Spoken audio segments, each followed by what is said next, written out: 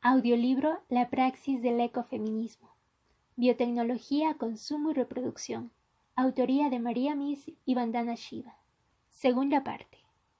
¿Libertad para comerciar o libertad para sobrevivir?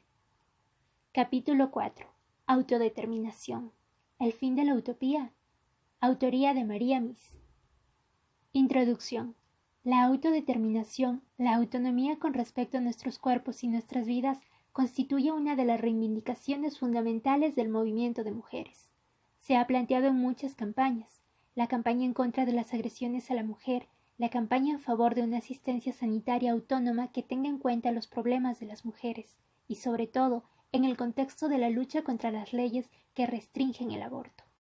El objetivo político de la autodeterminación para las mujeres, a menudo denominado derecho a la autodeterminación, entendida como autonomía y control del propio cuerpo, se ha derivado de forma consciente o inconsciente del derecho fundamental a la autodeterminación, el derecho a la inviolabilidad e integridad del cuerpo. Este derecho fundamental procede, como sabemos, del elenco de derechos humanos que se propugnaron en el curso de las revoluciones burguesas. Se invocó principalmente contra el Estado y sus invasiones del ámbito privado del individuo, lo que condujo a las barricadas a las mujeres del antiguo movimiento de mujeres y en parte también a las del nuevo es el hecho de que este derecho fundamental, tal como está redactado en todas las constituciones modernas, no incluye a la mujer. Y es que a las mujeres no se les concedió este derecho a la determinación de sí mismas y sobre todo de sus cuerpos, los cuales han sido tratados como si fueran la propiedad de otros, como un territorio ocupado por los hombres de la medicina, los hombres de Estado, los hombres de la Iglesia y, por supuesto, los hombres en general. Esta ocupación la padecieron ante todo los órganos reproductores y el poder generador de la mujer. Por lo tanto, la autodeterminación significó para las mujeres, en primer lugar, librarse de la ocupación, el final de la determinación por otros, por los hombres y por los poderes sociales patriarcales. La reivindicación de la autodeterminación fue por consiguiente una reivindicación defensiva, basada en el derecho a la resistencia, el derecho de cada una o cada uno a defenderse. Sin embargo, este concepto también encierra y sigue encerrando un elemento utópico, algo que las mujeres consideraban la meta de nuestra lucha, la mujer autónoma e independiente. Esta también fue mi utopía hasta época reciente, pero quizá no reflexionara lo suficiente acerca de sus orígenes y consecuencias. En el contexto de nuestra lucha contra las nuevas tecnologías de reproducción y genéticas, empero, acabé formándome una opinión diferente, sobre todo después de leer trabajos de feministas americanas de la Universidad de Rutgers, que he comentado en el capítulo anterior.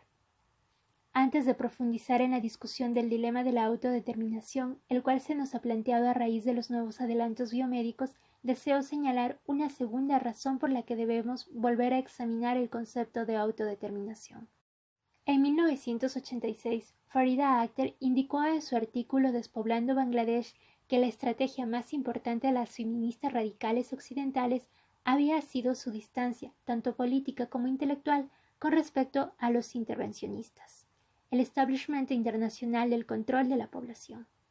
Sin embargo, esta estrategia no había tenido mucho éxito en Bangladesh, debido a que allí el feminismo era considerado todavía un credo occidental y también porque las mujeres occidentales no habían sido las víctimas de semejantes políticas intervencionistas en el ámbito de la reproducción.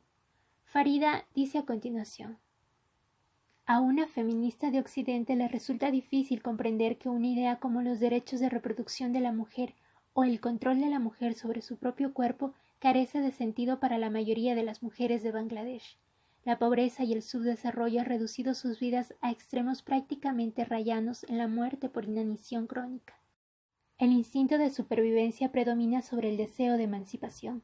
En las clínicas y los campamentos de esterilización de Bangladesh, cuando una mujer se somete a una operación de ligadura de trompas, somete su cuerpo a una mutilación no porque quiera librarse de responsabilidades en el ámbito de la reproducción, sino en la mayoría de los casos por dinero y una prenda de vestir llamada sari, los cuales recibe como incentivos. Estos aumentan sus posibilidades de supervivencia, ya que se pueden canjear por alimentos. En ningún momento merecen consideración alguna los derechos de la mujer. Fin de la cita. Farida Akhter insiste en que la cuestión de la emancipación es tan importante para las mujeres bangladesíes como lo es para las feministas occidentales. Lo que critica es que las feministas occidentales reivindiquen el control sobre el propio cuerpo o los derechos de reproducción de las mujeres en países como Bangladesh, sin tener en cuenta en absoluto las imposiciones económicas, políticas y culturales del capitalismo internacional. Cuando las feministas de Occidente reivindican la autodeterminación en el ámbito de la reproducción para todas las mujeres, sin atacar al mismo tiempo al orden económico mundial explotador del que ellas mismas se están beneficiando, su reivindicación es equiparable a la reivindicación de los derechos humanos que hizo Ronald Reagan en la época en que Estados Unidos estaba apoyando a dictaduras militares del tercer mundo. Las mujeres del tercer mundo critican la reivindicación de la autodeterminación todavía por otra razón. La utopía de la mujer individual autónoma e independiente no les resulta atractiva. Se oponen a la opresión y la explotación patriarcales, las cuales tanto en su mundo como en el nuestro son a menudo perpetuadas por la institución de la familia, pero su concepto de la liberación de la mujer no comporta la ruptura de toda relación comunitaria. Ellas no pueden concebir el aislamiento de la mujer individual como algo positivo. Saben que para ellas no existe una red de protección como el moderno estado de bienestar y que por tanto necesitan la red de relaciones que proporcionan su familia, su población y su comunidad. No desean vivir libres y solas en el anonimato de la gran ciudad para morir al final en una residencia geriátrica tal como nos ocurrirá a nosotras. Por consiguiente, hay que volver a examinar la reivindicación de la autodeterminación desde dos puntos de vista. En primer lugar, sigue siendo la autodeterminación de la mujer individual lo que creemos que es en el fondo la liberación de la mujer. En segundo lugar, ¿no hemos de tomarnos en serio la crítica de esta utopía que nos ofrecen nuestras hermanas del tercer mundo? Las reivindicaciones de los derechos de reproducción de la mujer llevadas a cabo por la Red Global sobre Derechos de Reproducción, por ejemplo, no solo convierte las cuestiones de la reproducción y la sexualidad en problemas legales, sino que mantienen la idea de que la autodeterminación individual de cada mujer es fundamental para nuestras esperanzas de emancipación. Tácitamente se entiende que estos derechos de reproducción serían promovidos por tecnologías de reproducción de índole tanto antinatalista como pronatalista. El dilema de la autodeterminación. El dilema relativo al derecho de la autodeterminación que ahora se nos plantea a muchas de nosotras se hace patente en los siguientes argumentos. A.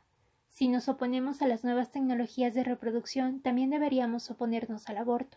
Así llegamos a una postura conservadora. Y B. Si reivindicamos el derecho al aborto en nombre de la autodeterminación y la autonomía en relación con la reproducción, debemos conceder el mismo derecho a la mujer que opta por alguna de las nuevas alternativas para la reproducción. Si no media coacción, cualquier tecnología que permita aumentar el control de nuestros cuerpos debería ser bien recibida. Este es, por ejemplo, el argumento de L. B. Andrews. Nota de la autora. Véase el capítulo anterior, capítulo 3. Varias feministas han estudiado ya este argumento, el cual pone a feministas y fetistas en pie de igualdad. Janice Raymond ha señalado que desde una postura centrada en la mujer nunca se puede decir que feministas y fetistas sean iguales. Estoy de acuerdo con Janice Raymond en que la consideración de la maternidad no puede mejorar, que es lo que aspiran las fetistas, hasta que mejore la consideración de la mujer en general, algo a lo que no aspiran las fetistas. Pero no comparto su opinión de que pedir que se dé a las mujeres los mismos derechos humanos que a los hombres vaya a resolver este dilema. Fin de la nota de la autora. ¿Qué resulta equivocado en este argumento? Si examinamos este punto con mayor detenimiento, observamos que la dirección que tomó en primer momento la lucha por la autodeterminación ha cambiado. Si bien nosotras las mujeres luchamos en un principio por la liberación de las relaciones opresivas y explotadoras entre hombre y mujer, ahora se nos plantea la cuestión de la emancipación del potencial reproductor incontrolado del cuerpo femenino, la emancipación de nuestra naturaleza femenina. Esta naturaleza se considera cada vez más un obstáculo del que los expertos biotécnicos deben librarnos, bien mediante la tecnología pronatalista, bien mediante la antinatalista. De este modo, la liberación de la mujer pasa a ser el resultado del progreso técnico y deja de comportar la transformación de las relaciones patriarcales entre hombres y mujeres. en lugar de dirigir nuestros esfuerzos hacia el cambio de las relaciones de género entre los sexos, relaciones sexuales inclusive, se nos anima a aceptar soluciones técnicas de urgencia. Las relaciones entre hombre y mujer y sus contextualizaciones siguen siendo las mismas. No podemos señalar ningún cambio importante en estas relaciones por lo que se refiere al aumento de autonomía de la mujer. Al contrario, las soluciones técnicas de urgencia han dejado al hombre más libre de responsabilidad que nunca ante las consecuencias de las relaciones sexuales y han impuesto a la mujer una nueva determinación por otros, una nueva heteronomía. Esto se traduce en dominación por parte de los intereses farmacéuticos, de los grupos de expertos médicos, del Estado y también de los hombres que ahora esperan que las mujeres estén siempre disponibles para ellos. El dilema en que se ven las mujeres con respecto a la autodeterminación no es nuevo en absoluto. Tanto los nuevos movimientos de mujeres como los antiguos han trabajado, al menos en parte, hasta la extenuación en su intento por llevar a cabo la Revolución Francesa en femenino, reclamando para la mujer la libertad, igualdad y autonomía que según las revoluciones burguesas deberían extenderse a todos los seres humanos.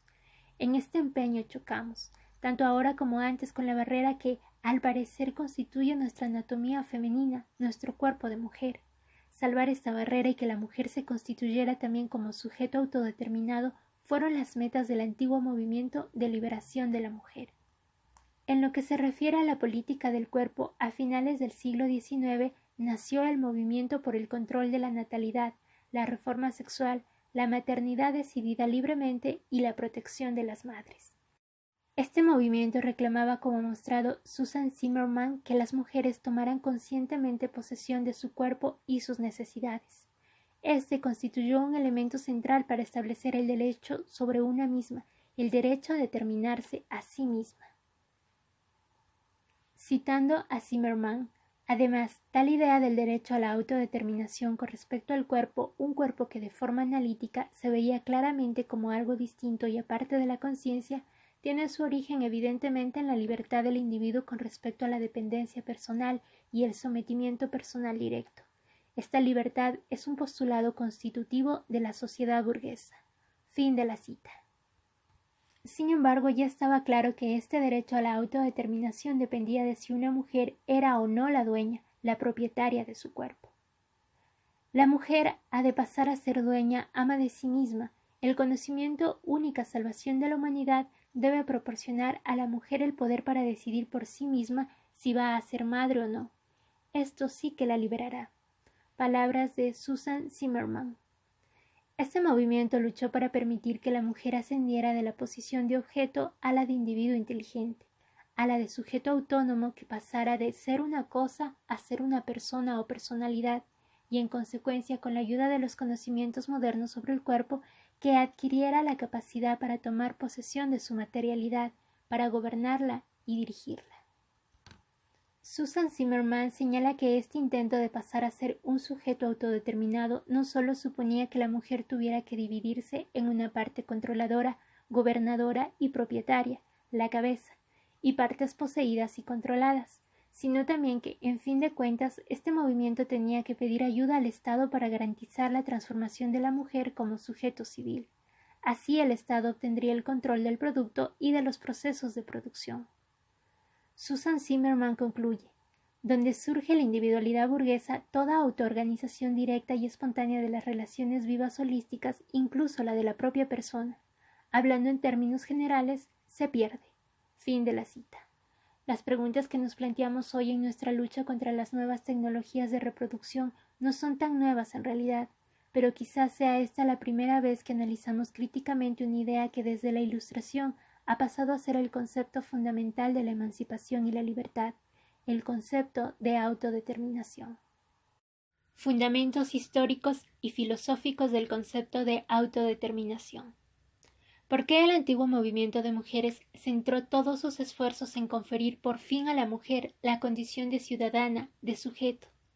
Porque este sujeto, este individuo, esta persona libre, autónoma y segura de sí misma había sido la meta de todos los intentos de emancipación de todas las revoluciones burguesas.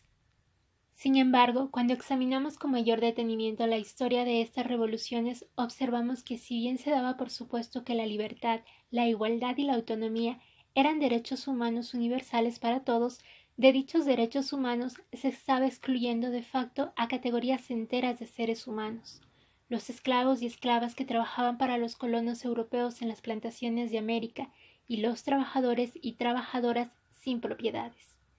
Y es que solo los dueños de propiedades podían ser sujetos en el pleno sentido social de la expresión. Nota de la autora. Sin embargo, esto no se cumplió de forma estricta en el caso de las mujeres. En Estados Unidos y el Reino Unido, por ejemplo, las dueñas de propiedades ricas tenían derecho a voto, pero se les quitó en el transcurso del siglo XIX. Así las mujeres, aún poseyendo propiedades, ya no podían ser sujetos políticos. Evidentemente esto era consecuencia de que estaban sujetas al hombre a través del matrimonio. Hemos de señalar que las mujeres no fueron postergadas, se les hizo volver a una etapa menos desarrollada. Los esclavos y esclavas corrieron la misma suerte cuando en las colonias británicas, por ejemplo, se les prohibió convertirse al cristianismo. La condición de esclavo se consideraba incompatible con la libertad protestante del cristiano. En consecuencia, se decía que los negros pertenecían a una especie diferente, que no eran seres humanos completos. Hegel explicó esta degradación de los negros al nivel de infrahumanos, y por lo tanto la esclavitud fue justificada diciendo que no habían superado su estado natural. Reddock ha mostrado que los colonos británicos justificaron la esclavitud con la afirmación basada en hallazgos de etnólogos de que los negros pertenecían a otra especie. Todas estas regresiones de la humanidad a la naturaleza, estas naturalizaciones, tal como las he llamado, tuvieron lugar en el mismo momento en que las revoluciones burguesas aspiraban a crear al individuo libre y autodeterminado. Fin de la nota. Por tanto, cuando contemplamos estos procesos en su totalidad, en lugar de reducir nuestra visión a una perspectiva androcéntrica y eurocéntrica, podemos formular la siguiente tesis. El ascenso del hombre se basó en el descenso de la mujer. El progreso de Europa se basó en la regresión de las colonias. El desarrollo de las fuerzas productivas, la ciencia, la tecnología, se basó en el robo, la guerra y la violencia tanto en el país propio como en las colonias. Y la autodeterminación del individuo social, el sujeto, se basó y sigue basándose en la definición del otro, la definición de ciertos seres como objeto. Es decir, la autonomía del sujeto se basa en la heteronomía, el ser determinado por otros, de algún otro, la naturaleza, otros seres humanos, las partes entre comillas inferiores de una o uno mismo. La relación entre la autodeterminación y la determinación por otros es de antagonismo. No podría ser de otra manera en este paradigma dualista. Se nos ha dicho que desde el siglo XVIII la ciudadanía europea se ha librado de estar determinada por otros gracias a su disposición para trabajar de firme, es decir, a la ética protestante, el progreso de la ciencia y su nueva prosperidad. Lo cierto es, sin embargo, que esta nueva clase y la sociedad civil en general no habrían logrado poseer estas riquezas si simultáneamente no se hubieran colonizado el mundo, la naturaleza y las mujeres. Fueron otros quienes pagaron el precio del ascenso del ciudadano, del sujeto social entre comillas libre, y este precio lo suelen justificar tanto los liberales como los marxistas, recurriendo a la teología de la historia. Se dice que era necesario pagarlo para que la humanidad ascendiera de la barbarie a la civilización, a la cultura, a la libertad.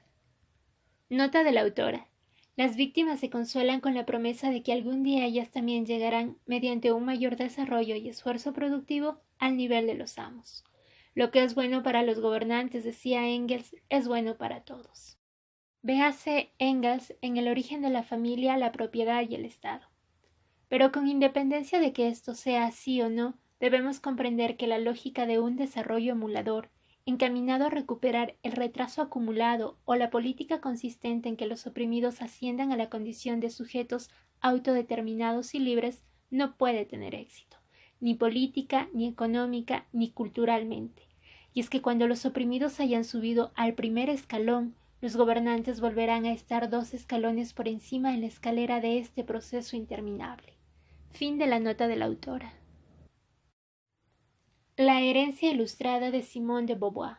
Si dijera que la autodeterminación no puede existir sin la determinación por los demás, y situara esto en un contexto histórico más amplio, sería necesario demostrar que mi afirmación comprende a la mujer individual y a las mujeres en general. No pretendo decir únicamente que las mujeres blancas de clase media del norte pueden alcanzar una mayor autodeterminación a través de una intensificación del sometimiento de la naturaleza y el tercer mundo. Me refiero también a la relación que la mujer individual establece consigo misma, con su cuerpo. Ya he señalado que a partir de la Ilustración la mujer hubo de aprender a ver su propio cuerpo y también su naturaleza como algo separado de sí misma o incluso como su enemigo. Hubo de partirse en dos, en una relación de amo y esclavo, o, para no olvidar el supermercado de órganos vendibles, hubo de dividirse en varias partes a fin de convertirse en un sujeto social, en la dueña de su propia persona.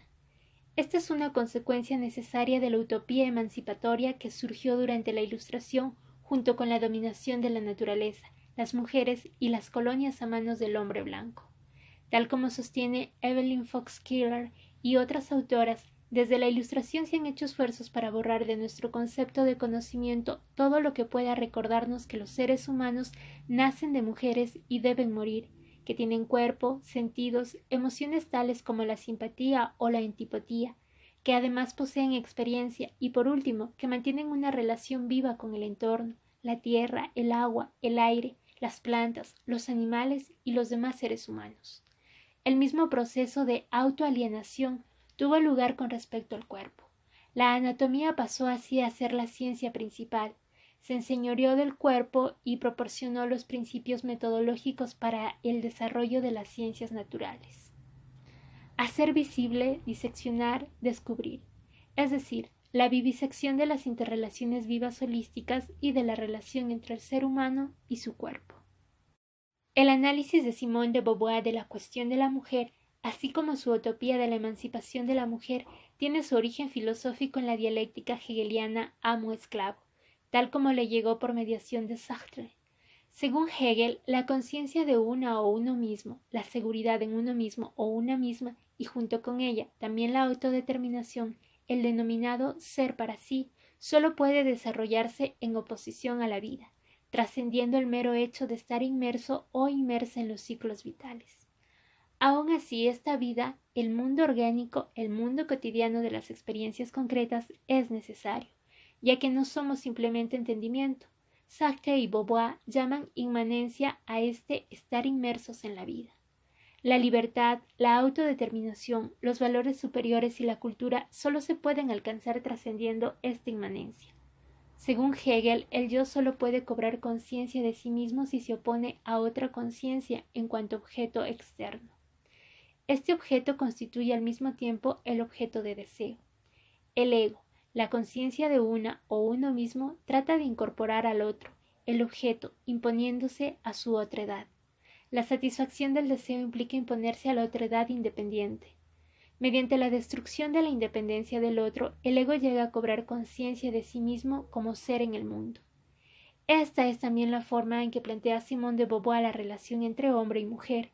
El hombre alcanza su libertad y la trascendencia separándose de la inmanencia y haciendo de la mujer su otro, esto es, aniquilando su ser autónomo. El problema de Beauvoir es entonces el siguiente: ¿cómo puede la mujer alcanzar la trascendencia? Y es que para Beauvoir, al igual que para Hegel y Sartre, la trascendencia representa la libertad y la autodeterminación. Esto no puede lograrse estando inmerso en la vida cotidiana. La emancipación de la mujer supone llegar a la trascendencia en que consiste la autodeterminación mediante acciones y proyectos elegidos libremente, tales como una carrera profesional o actividades culturales y sociales, y no mediante las labores domésticas y el cuidado de hijos e hijas. El dilema de la autodeterminación se pone claramente de manifiesto en el dualismo de la trascendencia, la autodeterminación, la libertad, lo universal, y la inmanencia, la vida, la naturaleza, lo orgánico, lo animal, lo particular. Según Beauvoir, nosotras como mujeres debemos hacer frente a los problemas que supone el conflicto entre nuestro ser consciente en cuanto sujeto autónomo y nuestro ser físico, nuestro cuerpo de mujer. Aun si estamos de acuerdo con Beauvoir en que fue obra del hombre encerrar a la mujer en la inmanencia, en la vida, en la cotidianidad, en la cocina, en los meros ciclos vitales, en la biología, debemos preguntarnos cómo puede ser posible la autodeterminación dentro de este marco. Según Beauvoir, lo que la mujer reclama hoy es que se le reconozca que existe con el mismo derecho que el hombre y que no se subordine la existencia a la vida, el ser humano a su animalidad. Beauvoir mantiene la división dualista y jerárquica entre vida y libertad, autodeterminación, entre naturaleza y cultura, entre espíritu y materia. Mantiene la enajenación del cuerpo, sobre todo del cuerpo de la mujer, el cual, según ella, entorpece la autodeterminación, la trascendencia. Nuestro cuerpo es nuestro enemigo. Así pues no pone en duda que esta división, el proyecto del hombre europeo, sobre todo desde la Ilustración, sea la condición necesaria para alcanzar la libertad y la emancipación. Quiere ser como un hombre, como el amo, y no ve otra posibilidad de instaurar la dominación de la cabeza, el amo, dentro del cuerpo de la mujer, el esclavo. Aunque afirma claramente que la autodeterminación masculina se basa en el sometimiento y la determinación por otros de la mujer y la naturaleza, Beauvoir espera alcanzar la autodeterminación de la mujer siguiendo exactamente la misma lógica, lo cual supone, sin embargo, el sometimiento de otro. Y es que según este paradigma, sin objeto no hay sujeto, sin inmanencia no hay trascendencia, sin esclavitud no hay libertad. ¿Quién es entonces el otro para la mujer? Esta es la pregunta que plantea Beauvoir. Es por consiguiente el cuerpo de mujer visto como enemigo y en concreto su salvaje capacidad generativa. A mi modo de ver, esto explica el hecho de que muchas feministas consideren las nuevas tecnologías de reproducción una contribución a la emancipación de la mujer, ya que por lo visto estas tecnologías nos harán más independientes de este cuerpo de animal. Por tanto, no es de extrañar que algunas feministas francesas afirmen que una vez que se ha racionalizado la producción por medio de la tecnología, es lógico que ahora se racionalice la reproducción. Quienes definen autonomía, autodeterminación, trascendencia y libertad en los términos de Simone de Beauvoir no pueden dejar de aprobar la automutilación o la mutilación de otras. El restablecimiento de una relación viva. Como he dicho antes, la postura de los y las denominados liberales y progresistas y la de los y las denominados conservadores con respecto a la relación de una mujer embarazada con el ser que está creciendo en su seno no son tan diferentes como una acalorada polémica podría dar a entender. En ambos casos se disecciona analíticamente la simbiosis entre el embrión y la mujer.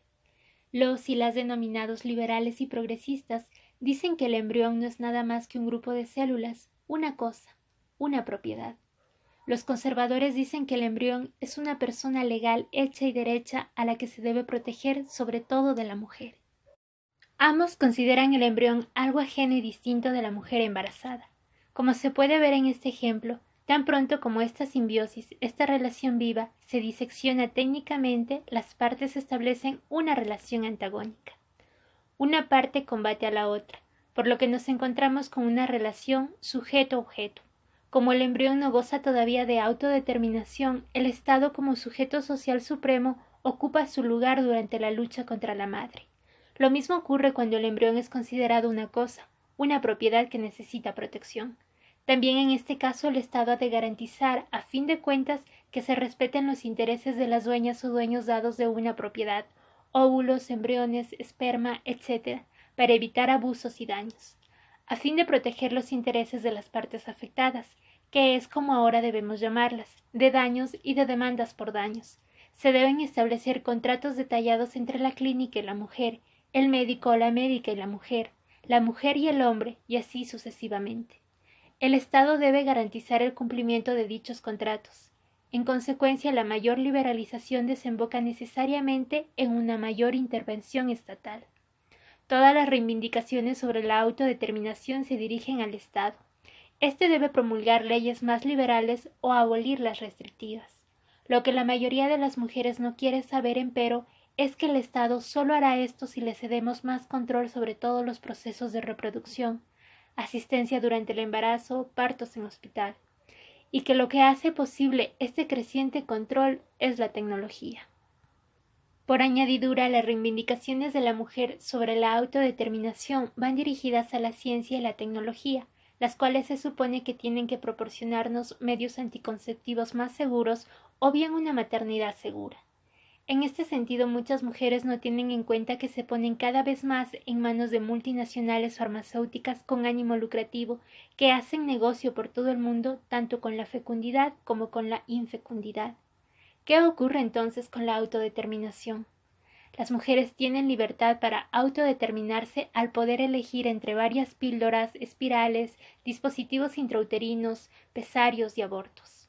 Pueden elegir entre las diferentes marcas que fabrican estos sistemas, de la misma manera que pueden elegir entre diferentes productos. En el tercer mundo cada vez se emplean más los métodos de la mercadotecnia social en la política de control de la población.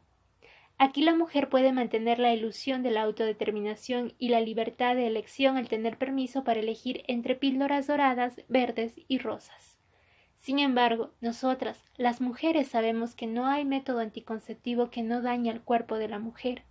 En realidad, la autodeterminación ha quedado reducida a la libertad de elección en el supermercado.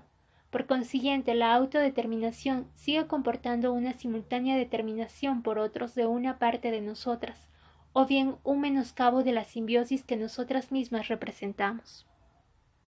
Desde que se me han hecho evidente estas relaciones, no puedo emplear con tal ingenuidad el concepto de autodeterminación en cuanto a expresión de una utopía feminista. Claro que esto no nos proporciona un concepto diferente. No obstante, para mí el ejemplo de las tecnologías ha aclarado una cosa. Debemos oponernos a que los tecnopatriarcas sigan realizando vivisecciones en nombre de nuestra autodeterminación con respecto a las relaciones vivas, a la simbiosis. Pues es esta división tecnológica la que hace posible el antagonismo entre las partes, su comercialización y utilización. El cuerpo de la mujer como proveedor de materia prima para la futura bioindustria del hombre todopoderoso. Soy consciente de que el concepto de simbiosis tiene connotaciones negativas en el seno del movimiento de mujeres. En el psicoanálisis se considera que la ruptura de la simbiosis del individuo con la madre es la premisa para que él o ella llegue a ser adulto, adulta, para que alcance la autonomía. Siempre se insinúa que la simbiosis, el vivir juntos, pues esto es lo que quiere decir simbiosis, no puede significar más que una relación de dominación y parasitismo con algo que, según cabe suponer, está pegado a nuestra anatomía de mujer. Sin embargo, sabemos que esta relación de dominación entre la mujer y la criatura no es simplemente natural, sino más bien el resultado del moldeado social de la mujer en el seno de las sociedades patriarcales, el resultado de la violencia. El problema no reside en nuestra anatomía, que nos permite tener hijos e hijas, sino más bien en la destrucción de las relaciones vivas y en la dominación patriarcal.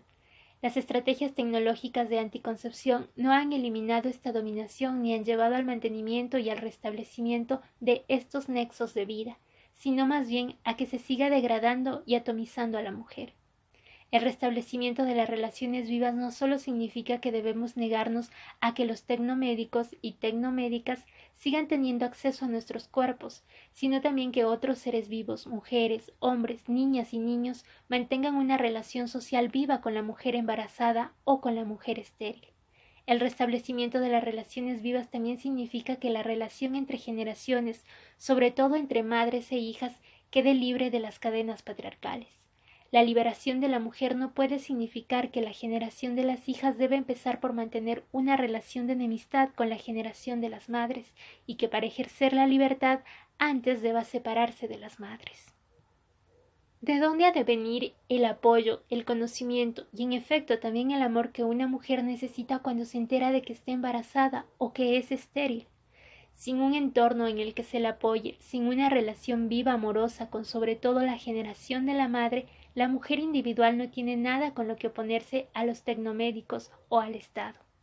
El restablecimiento de las relaciones vivas significa asimismo que el hombre también acepte la responsabilidad de la vida, lo cual incluye la responsabilidad de las consecuencias de la relación sexual en contra de lo que dice el viejo dicho: deseo para nosotros, carga para las mujeres. No le veo futuro a la liberación de la mujer si por medio de la tecnología se elimina la carga que nuestra corporalidad femenina une a nuestro deseo, para que nosotras podamos disfrutar, al igual que los hombres, del deseo puro. En mi opinión, la liberación de la mujer no puede comportar una separación con respecto a esta corporalidad, un, entre comillas, ascenso a la esfera de trascendencia del hombre. Al contrario, debe comportar una vinculación del hombre a estas relaciones vivas, a esta cotidianidad, a esta carga, a esta inmanencia. Para esto no hacen faltas nuevas tecnologías, sino más bien nuevas relaciones entre los sexos, en las que el deseo y la carga se compartan por igual. Ya es hora de que tanto mujeres como hombres empiecen a comprender que la naturaleza no es nuestro enemigo, que nuestro cuerpo no es nuestro enemigo, que nuestras madres no son nuestras enemigas.